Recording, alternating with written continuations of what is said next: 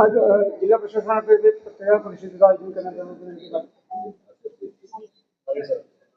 जळगाव जिल्हा विधान परिषदेच्या स्थानिक स्वराज्य संस्थेच्या मतदारसंघाची निवडणूक ही उद्या होऊ घातलेली आहे. उद्या सकाळी 8 ते संध्याकाळी 4 वाजेपर्यंत मतदानाची प्रक्रिया पार पाडण्यात येणार आहे. संपूर्ण जिल्ह्यामध्ये आपले 7 मतदान केंद्र आहेत आणि त्या 7ही मतदान केंद्रांवरती ज्या पूर्ण आपल्या पोलिंग पार्टीज आहेत त्यांचं आजच आता थोड्या वेळापूर्वी डिस्पॅच सेंटर मधून पूर्ण मतदानाचं साहित्य देऊन त्या पोलिंग पार्टीज रवाना करण्यात आलेले आहेत.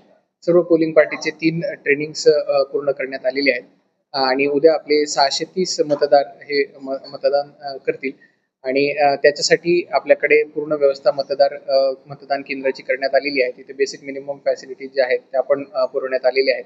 त्यासोबतच दिव्यांग मतदार असतील, वयोवृद्ध मतदार असतील यांच्यासाठी प्राधान्याने मतदान करण्याबाबतच्या सुविधा उपलब्ध करून दिलेल्या आहेत. रॅम्प आणि जे आपले व्हीलचेअर्स आहेत त्याही उपलब्ध करून देण्यात आलेले आहेत.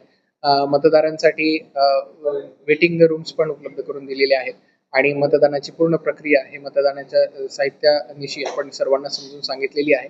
त्यामध्ये मतदार असतील, त्यासोबतच कॅन्डिडेट्स असतील, पॉलिटिकल पार्टीज असतील, या सर्वांना देखील या सर्व सूचना ज्या आहेत त्या लेखी स्वरूपात देखील देण्यात आलेल्या आहेत आणि बऱ्याच बैठका घेऊन देखील त्यांना या पूर्ण मतदान प्रक्रियेबाबत अवेअरनेस आपण दिलेला आहे. उद्याचं जे मतदान असेल ते एक आपण ज्याला सिंगल ट्रान्सफरेबल वोट ज्याला म्हणतो, प्रेफरन्शियल वोटिंग सिस्टम, त्याच्या अंतर्गत हे मतदान होणार आहे. सर, यामध्ये इलिटरेट अशिक्षित मतदारांची काही संख्या आहे? असे आपल्याला जे अर्ज आहेत 14 अर्ज प्राप्त झाले होते त्यांना कंपॅनियन देण्याबाबतची सुविधा या इलेक्शन मध्ये आहे.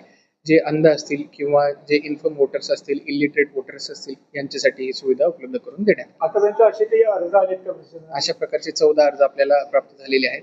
त्यांची पडताळणी करून आपण तशा प्रकारच्या जे इलेक्टोरल रोल असतो त्याच्यामध्ये तशी मार्किंग करून आपण दिलेली आहे आणि प्रिसाइडिंग ऑफिसरकडे तशा प्रकारचं फॉर्म भरून दिल्याच्या नंतर अशा प्रकारच्या कंपॅनियन जे आहेत त्यांची व्यवस्था तिथे करून देता येऊ शकते. प्रशासनातर्फे पोलिंग ऑफिसर वगैरे किती संख्या असणार आहे एकूण मतदान प्रक्रियेमध्ये? आपली पोलिंग पार्टी जी आहे त्याच्यामध्ये 1 प्रिसाइडिंग ऑफिसर आणि 3 पोलिंग ऑफिसर अशा प्रकारची पोलिंग पार्टी आपली असते. त्यासोबतच मतदान केंद्रामध्ये जे इलेक्शन एजंट्स असतील किंवा पोलिंग एजंट्स असतील हे देखील तिथे उपस्थित राहू शकतात. स्ट्रॉंग रूम म्हणून मतदान प्रक्रियेमध्ये मतमोजणी प्रक्रिया आणि स्ट्रॉंग रूम हे आपले अल्प बचत भवन जे आहे जिल्हाधिकारी कार्यालय प्रिमायसेस मध्ये तिथे स्ट्रॉंग रूम आणि मतमोजणी केंद्र हे दोन्ही तिथे असतात. मतदानाची वेळ कशी असणार आहे? किती वाजता? मतदानाची वेळ सकाळी 8 वाजल्यापासून ते संध्याकाळी 4 वाजेपर्यंत.